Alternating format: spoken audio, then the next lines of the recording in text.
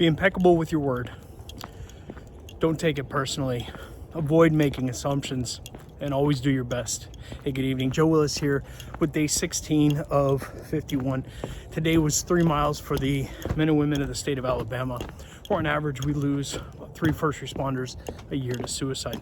And today's message is from Miguel Ruiz. I love the book, The 4 Agreements.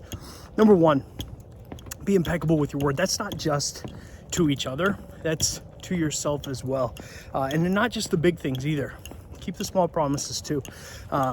You would say things, if you're like me, I don't want to make assumptions about you, there's that rule, but I often have said things to myself that I would never say to anyone else.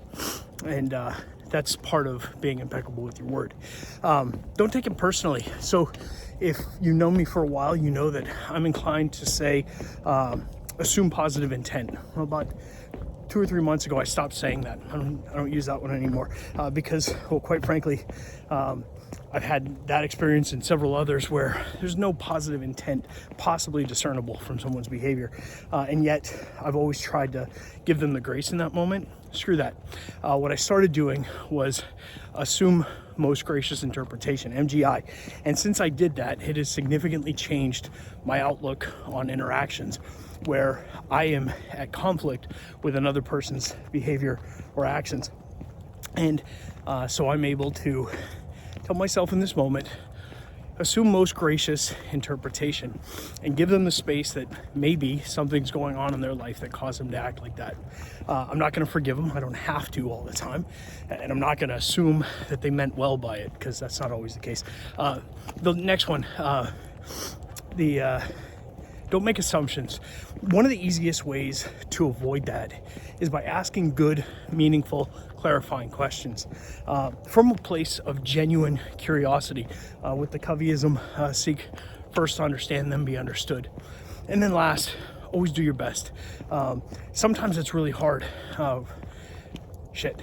Quite frankly, a lot of times I will turn in my C work on one thing, knowing that I am busting my ass for A work on something else, one of those crystal balls I talked about the other day, right?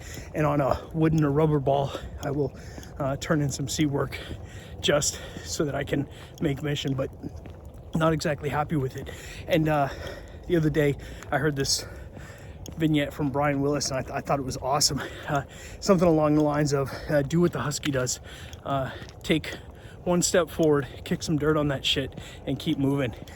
Being the happy dog you are. So anyway, I said the happy dog part, he didn't. So anyway, have a good night. My name's Joe Willis, and I will listen.